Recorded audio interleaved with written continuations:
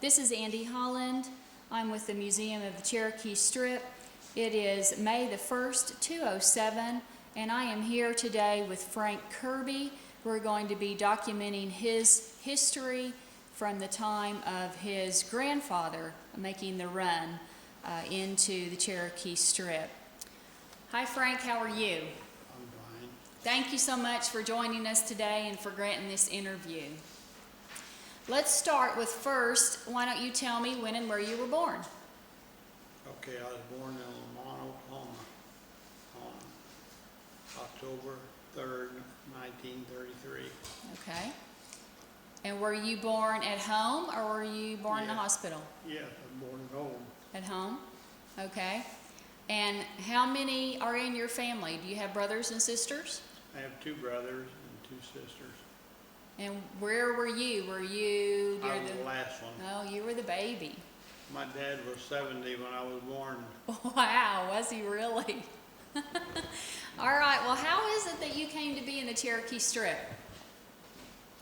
Well, in 1881, Grandma and Grandpa got a wagon and a team, and they headed west because they knew that there was going to be a run even 10 years before it happened.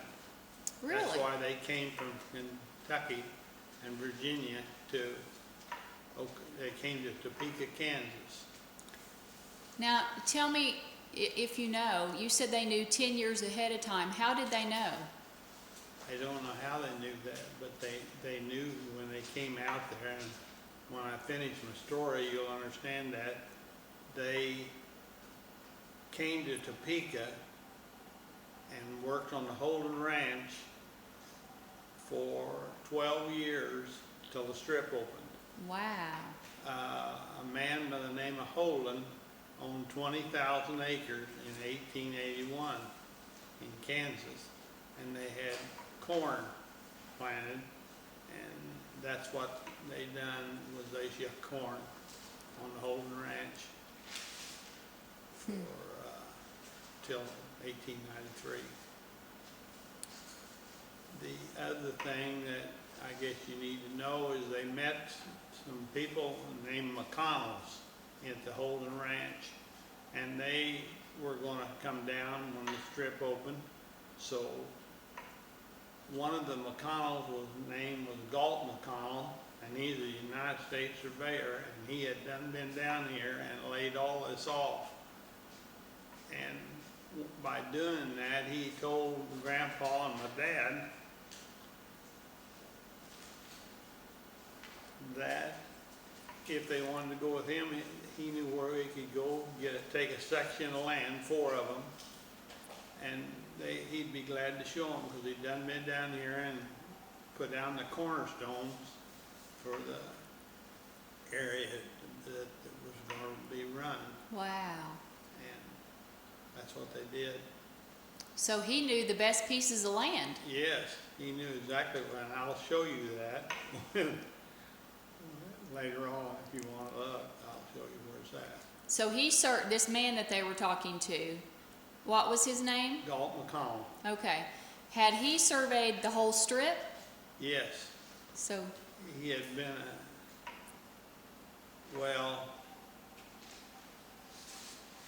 he had the mules and the rocks that they put down at the cornerstones of the land. He knew where they were at, and because he had laid them, put them in place. Okay. But the other thing was that Galt McConnell, he was born in 1838. That's the same year my grandpa was born, 1838. And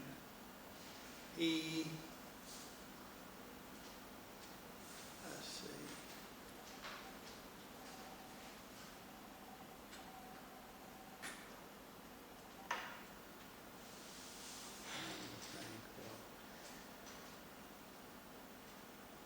Okay, Galt, that's what I was going to tell you. When he was 16 or 17 years old, he used to come down here and drive cattle from Texas to Abilene, Kansas, and they put them on the train and ship them back east for beef for people to eat. Mm-hmm. He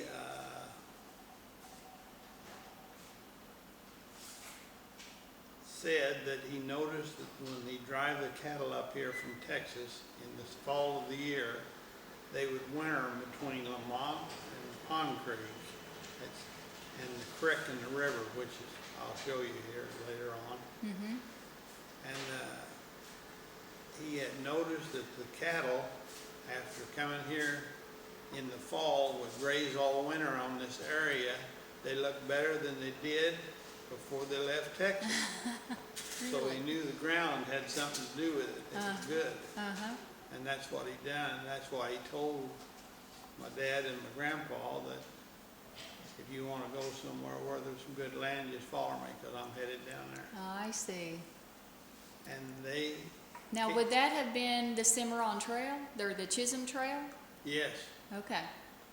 The Chisholm Trail is the trail I'm talking about that That they brought the Dalton cattle. Powell drove the cattle on. Okay. And then they just wintered them between Lamont and Pond Creek is 15 miles apart, and the creek and the river is about, it varies from 3 miles to 5 miles wide. Okay. And that's where they run the cattle till the next spring. Okay. Well, let me get your granddad's name really quick. What was his full name? Just a minute. Samuel J. Kirby. Okay. And If you can believe this, he was a runner for Robert E. Lee in the Civil War. He was a messenger they carried when the Civil War was going on. is that right? Yeah. Samuel J. And my dad's name was Ed. Ed Kirby. Yes. Okay. Okay. So. Well, I'll tell you, my dad said the biggest excitement he ever seen was when they got to the Mississippi and they had to make that team of horses and that wagon get on that barge and go across the river. Oh, I bet that was something to see. Yeah, and I don't know whether you know how that happened, but you see they had a cable strung across the Mississippi, spool tight, and the barge had an eyelet in it that the cable, the current took the people across, but the horses had to pull it back for the next load. Oh. So I don't really know, but I can't imagine they got over 2 loads a day. You see what I'm saying? To get the barge across, And all the way back. pull it back. The Mississippi would look pretty wide back in them days. And then they got the horses in the wagon on the barge and floated across, and then they headed on west. But it took like 100 days to get from Virginia to Topeka.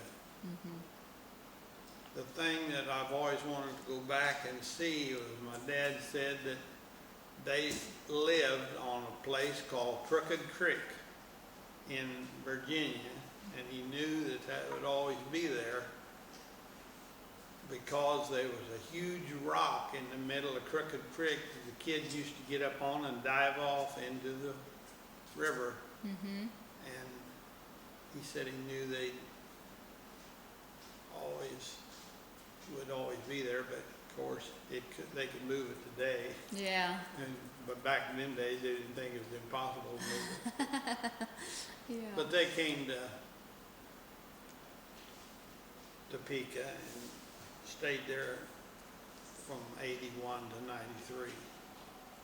So 12 years shucking corn. Yes, for Holden Ranch. That was a hard life. Yes, and the other thing is that it's hard to believe, but I've been up there and the Holden Ranch is still there. The house is still there.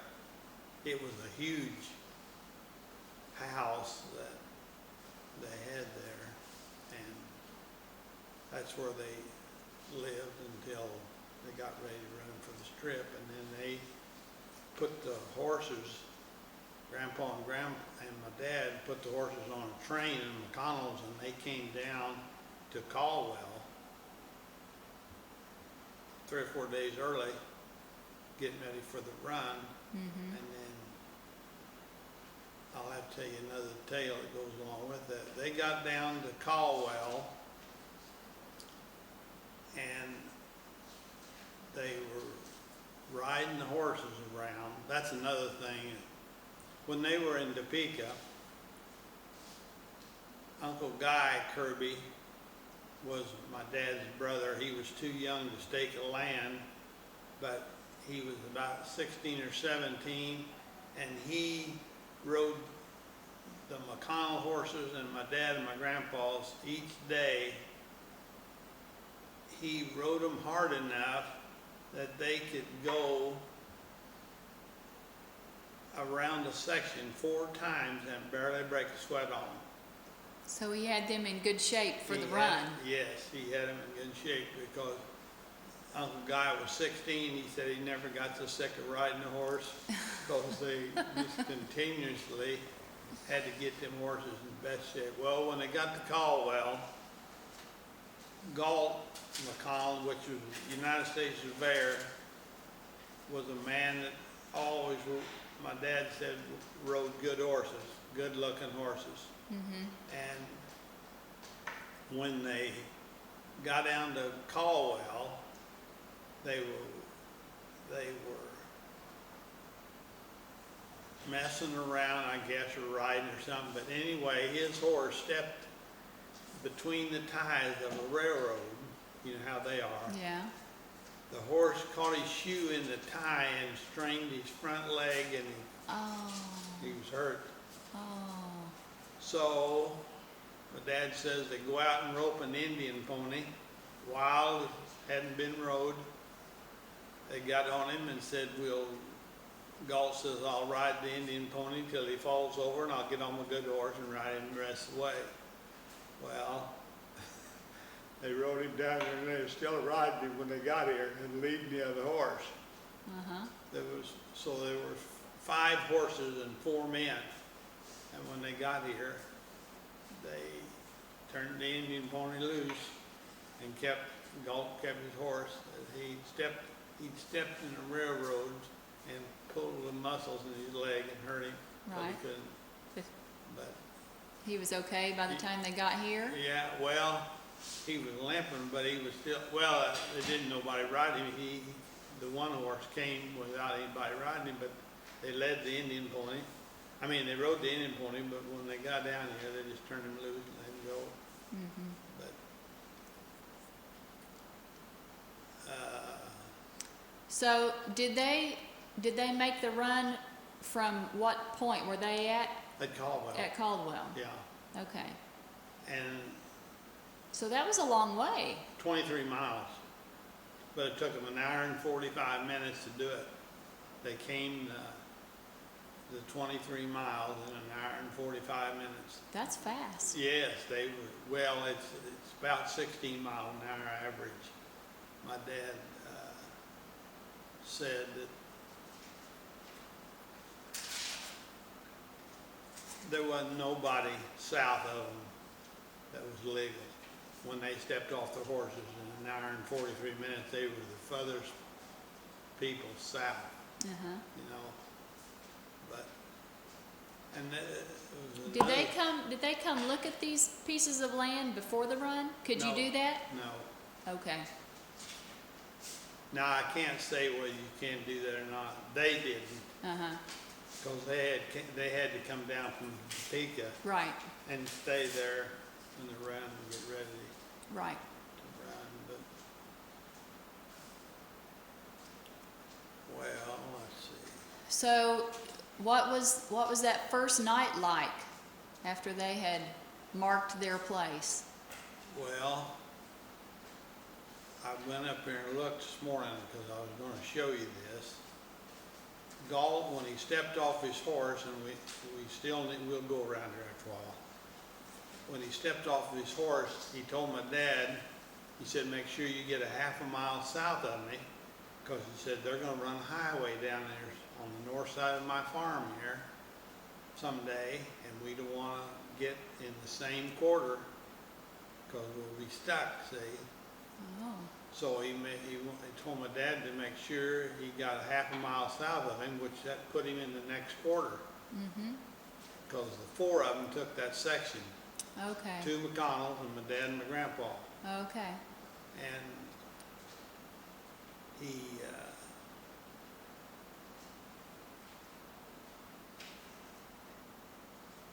well, So the surveyor knew that there was going to be a highway running through their section, the section that the four of them were going to work. Is that right? just on the north side of it. Okay. Okay. And that another thing is, that wasn't put in till 1936.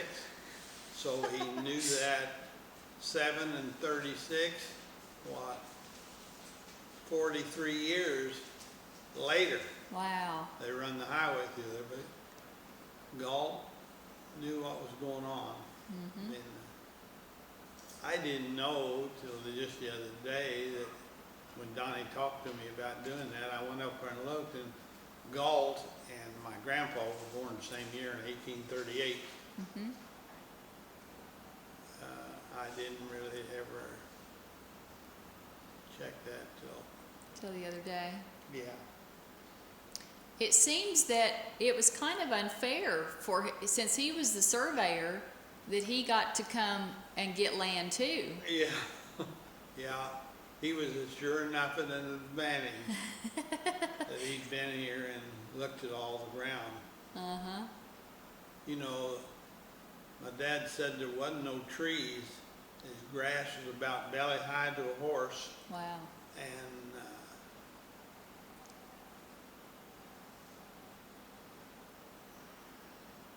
Had to have been beautiful. So what, I mean, how did they get their families established? This was the four men that came down. yeah. 2 dads and 2 sons. Well, I tell you, my brain's this is what happened. When they got down here that night on September the 16th, my dad got on his same horse and rode back to Jefferson. And met Uncle John Kirby.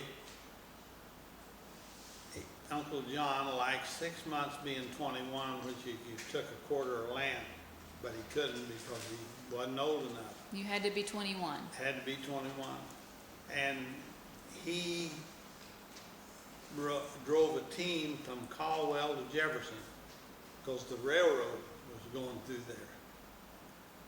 And he rode Uncle John drove the wagon and team down to down to Jefferson, and my dad rode back over there, and he was concerned about whether he could find him or not, because he knew there was going to be a hell of a crowd at Jefferson, because it was a railroad, and that's where the train stopped and took on water at wells there. So as my dad rode back across there, and by the way, we done this, I don't know whether Johnny told you that or not, but you know, in 1983, me and my 3 boys rode down here, and then I rode back to Jefferson. But when my dad did it, he was concerned about how he was going to find Uncle John. Well, Daddy said, you hang 2 lanterns on your wagon, and that'll tell me where you're at. So that's what he did. Uncle John hung 2 lanterns on his wagon, and then Daddy rode back there and met him. And then the next morning, he led him down to the section that the McConnells and Grandpa took. And they drilled a water well that very day and got water. Wow, that was fortunate. Yes, that was another thing that Galt knew, that there was water there, and it was perfectly good. I can tell you a tale that they put a well down the next day, because Uncle John had all the stuff in the wagon that he needed to drill a water well and put a pitcher pump on it, pump fresh water out. Well, they done that, and we've got a well at home that my dad put down the next week or so.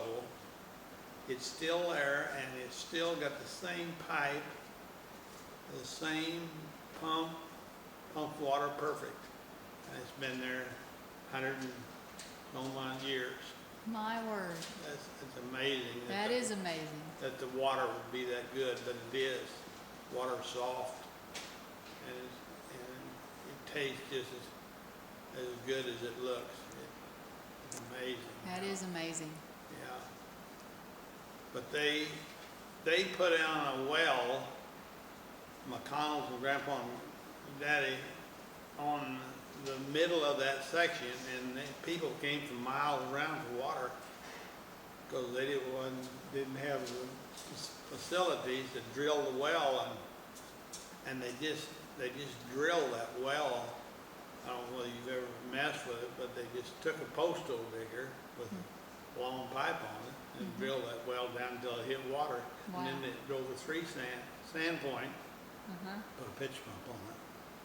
Pump on That's amazing. it. Yeah. So, when did your grandma come down? Well, I'm glad you keep. My dad, so they put the water well down, and I can show you one of these at one of the farms we got over there.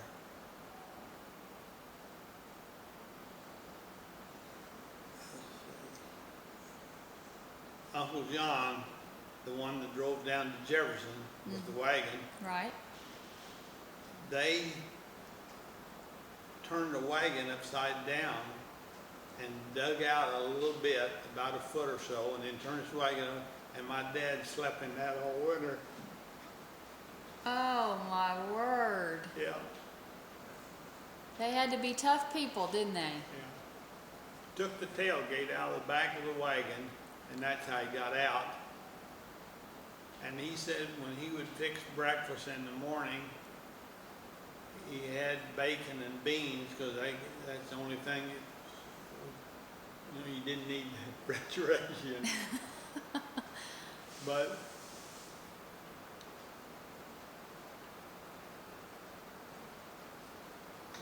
I want to cry. Makes you proud, doesn't it? It should. That's really terrific.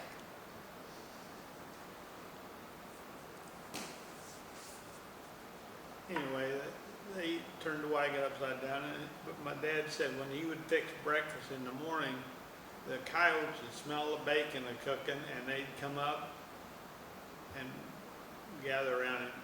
Possums, coons, coyotes, when they feel that fire going. And he stayed there till the next spring in the wagon and kept this whole section. He had several people come and say that I hear one guy's got a whole section of land. He said, I have got this whole section, but when you come back next spring, and if they're not here to take, you can have one of them. But if they're here, so he held 4 quarters all winter long. Well, where did everybody else go? Well, they had to build people. That was part of the thing, is in the first year you had to build some sort of a building for, You had to prove up the land. prove up the land, Yeah. and that's what they did. So your grandfather and Galt and the other son left? Yeah, I went back to Kansas. Went back to Topeka. Rode a horse up there. Wow. And they did, what were they doing? Were they going to get building supplies to come back?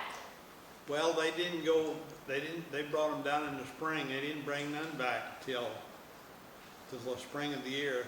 Daddy and well, he was 27 years old, and Galt and Grandpa were 65.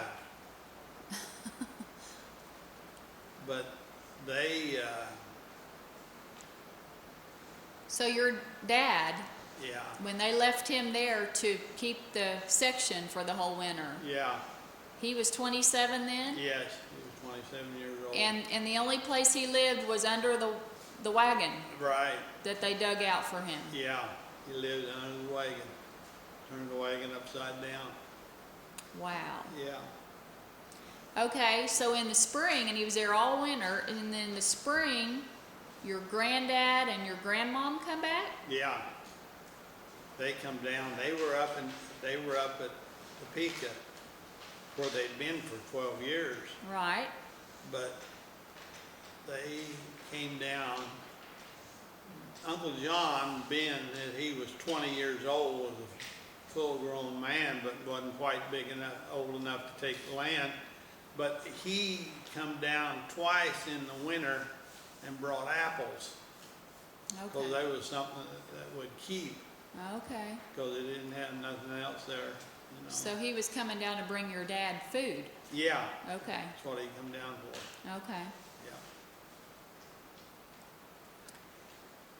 And so when your grandparents came back in the springtime, Mm-hmm. how were they going to make a living? I mean, what were they going to do on the land? Well, they just broke out a small amount of it, because the rest of it was in grass. Mm-hmm. And they mainly built a garden, something that would produce food to eat. Mhm. Wasn't Pond Creek was a town, but Lamont wasn't even nothing Oh, when in '93. Okay. Pond Creek was, and Jefferson was the main thing, because the railroad come through Jefferson, okay. and that give them something as far as wheels. Yeah. Okay. So your grandparents just lived off of a garden, Yeah, and and came down there, and they started breaking out some of the land. All of it was sod, just blue stem grass. They broke out, I don't know how many acres, I wouldn't have no idea, but they planted, well, and that's another one I'll show you. The quarter right south of the one Grandpa took, my dad seen it sell 2 years later for a ham and meat and a gold watch.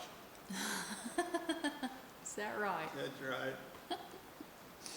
A guy stayed there 2 years, built a little bit of a shack, I mean, pretty small, but he told my dad, he said, I can't take any more of this, I'm leaving. So a guy gave him a ham and meat and a gold watch, and you ought to see That's all it that took. quarter. Wow. Yeah. But where your grandfather and Galt had their section, now did they stay? Yeah, well,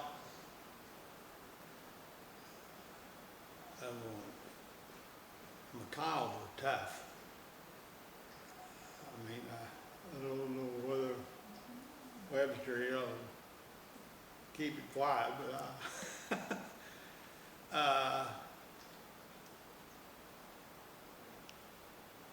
the one Galt and Grant was their name. Grant run the bank in Caldwell. Galt was the United States surveyor. Uh-huh. But he had the nerve to come down here and he staked that and turn around and give it to Galt. And he had a half section. Grant did. Oh. He didn't want it because he run the bank in Caldwell. Oh. So it was probably a little shaky Uh-huh. that he couldn't do that legally, I'm sure, but he did it. And had 2 quarters instead of 1, Yep. yeah.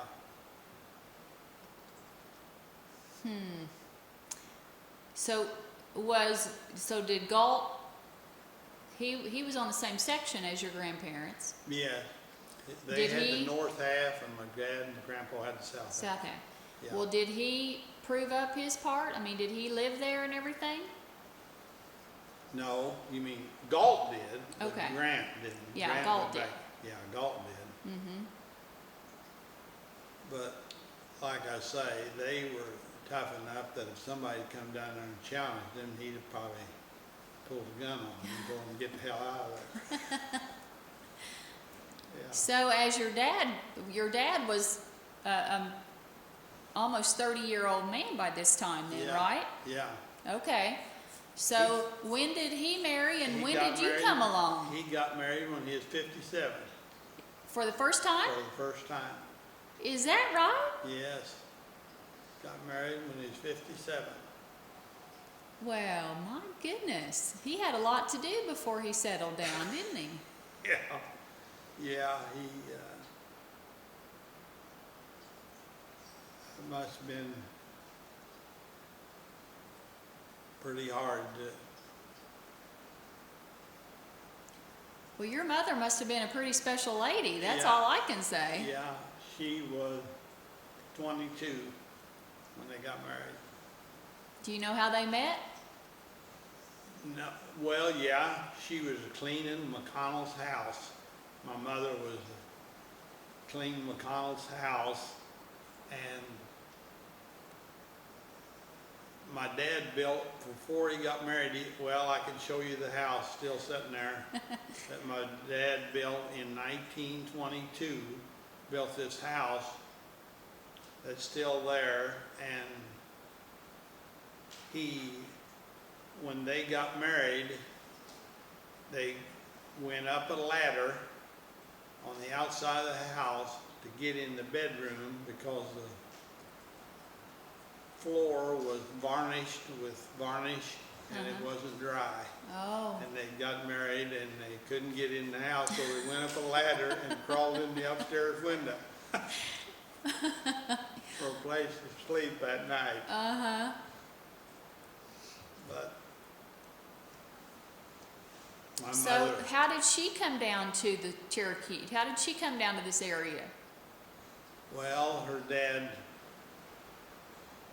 was, their name was Huffington, and he just worked, Huffington worked for George McConnell. That's,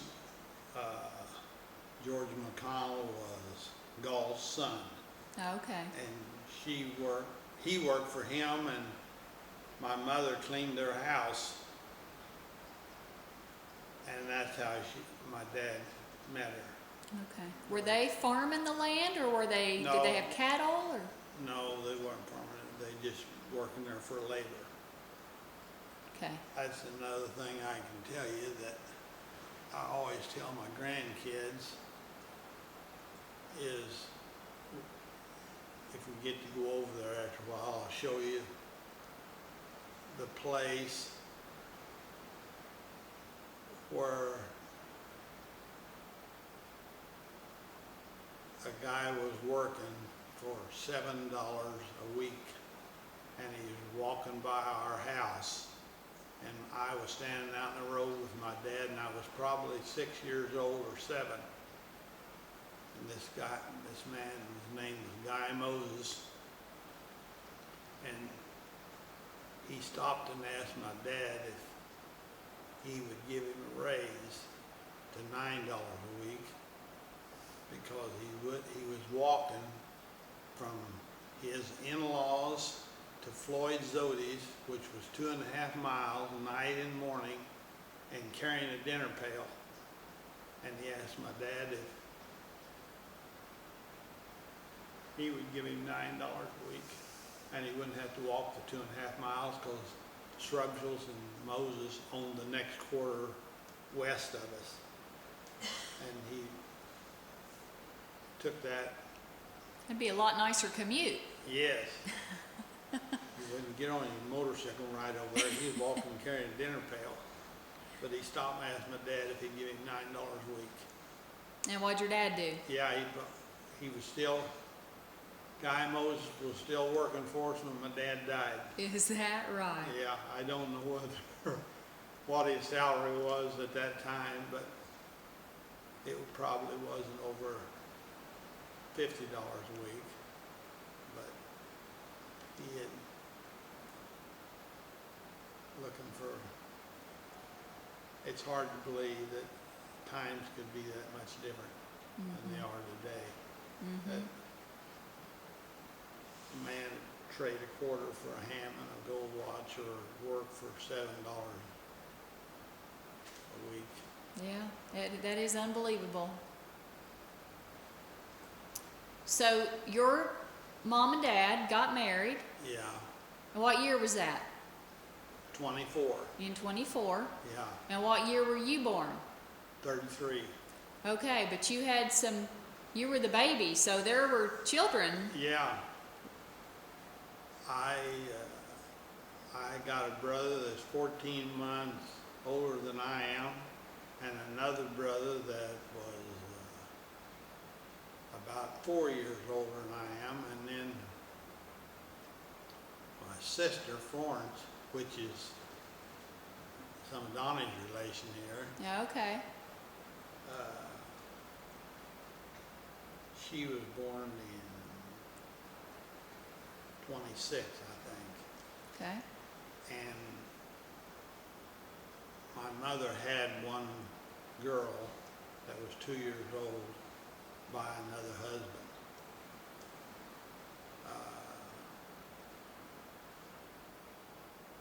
Loretta, and Loretta is 86 years old now today, and still alive, lives up in Ottawa, Kansas. Oh, good. I don't know whether you know anybody here, Florence Burr. No. Well, Jean, her husband, dad was a banker here. Well, probably 75 years ago. Okay. Okay. So your dad, at the time they got married, Yeah. he had built a home for them? Yes. A new home? Yeah. Okay. It was a big house. Okay. And it was somewhere on the south end of the section? Yeah, on the south end of the section. Okay. Yeah. Close to your granddad? Oh, it was about a half a mile. Mm-hmm. They had both of the houses they built were two-story. Pretty good sized houses, really. Yeah? The one still sits there, the one that was built in 22 or 4. Uh-huh. But the other one that Grandpa built, it was tore down. It's Yeah. So, when you were born, when your sisters and brothers were born, where'd y'all go to school at? we had a country school right there, just half a mile, called Rich Valley. And that's another thing, John Kirby named that school Rich Valley because he was referring to the rich Soil? land. Mm-hmm. But yeah, we all went to school there at Rich Valley Country School, to the 8th grade. My oldest sister went to Pond Creek and lives with a lady over there because they didn't have no school buses Okay. when Rita started or got out of 8th grade. Uh-huh. But all So of she us- went to Pond Creek. Yeah. What the rest of you do? Well, after the 4 years she going to Pond Creek, they got school buses. Oh. And they started running the school buses, and we got on the bus and went to town. I see. And Was Pond Creek about the same size it is today? yeah, Uh-huh.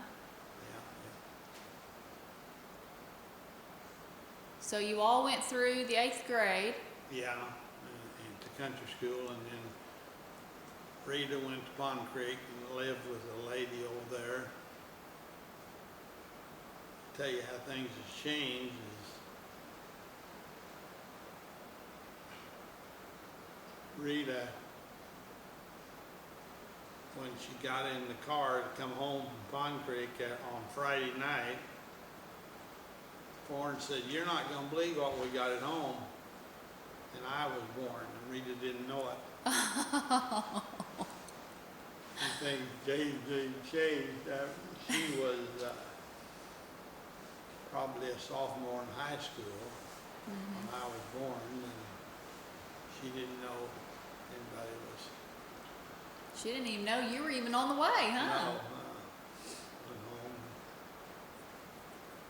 Well, times have changed. Yeah, So you all made it through school, yeah. and did all of you stay in the area? Were you working with your dad and your granddad? Well, I never did. My dad passed away when he was 76 or 78, and I was 8. Okay. But we farmed just ourselves. My oldest brother, Joel, was 13 when Daddy died. And Dad owned 520 acres of ground. And we farmed that ourselves. Did a pretty poor job, but we got it done. Yeah. And what were you raising? We raised wheat, Okay. and everybody had their own cattle and milk, red pole cows, what we had. Raised pigs. And pigs. So what made you stay in this area? I don't know, really. Just didn't have time to leave, I guess.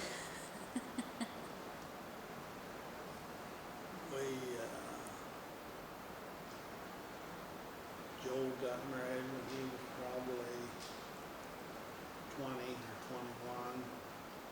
Paul got married when my brother he was probably 18. I got out of high school, I went to Stillwater for 1 year, and then I joined the Marine Corps.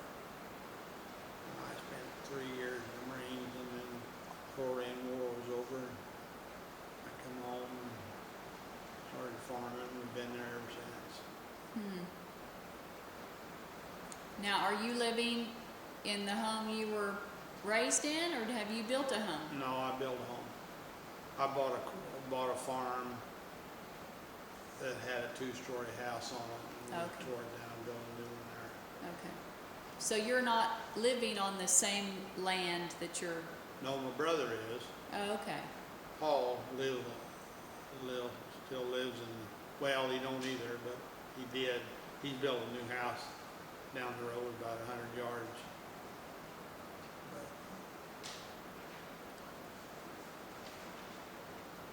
But you all stayed right here in Lamont. Yeah, That's great. I got 3 boys of my own, one of them in Tennessee, and one of them right there beside me in farming, and the other lives in Tonkerville. Good. Well, tell me how farming has changed through the years. Oh, I tell you, it's changed tremendous. Well,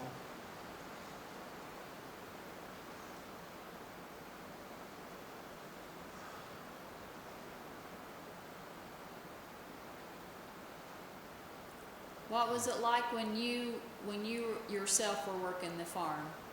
What were some of the things that are different today? well,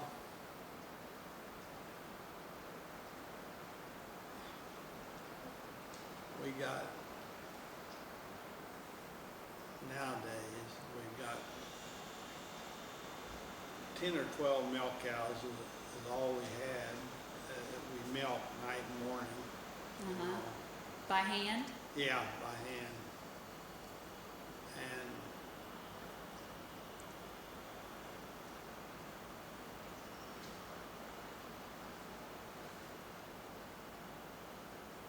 You were raising wheat back then too, weren't you? yeah, we raise wheat. It's odd that combines were so little in comparison to today. that I'd give anything if my dad could see some of these machinery that we got nowadays over what was back in them days. Uh-huh. About how many acres could you harvest in a day back then? Well, Virgil Kirby, as a cousin of mine, had a 6-foot John Deere. Pete Monkey, another neighbor, had a 5-foot International, and we had a 5-foot Alice. And 3 combines wouldn't cut as much as one does now. Isn't that You know? something? Yeah. We have lawnmowers today that are bigger than your combine was. Yeah, that's right. It sure is. Hmm.